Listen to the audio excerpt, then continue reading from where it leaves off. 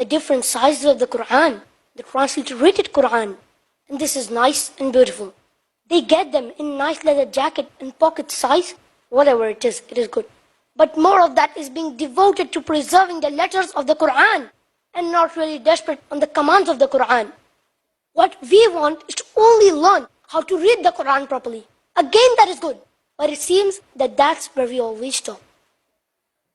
I started my talk with a verse from the glorious Quran, from Surah Al-Isra, chapter number 17, verse number 9.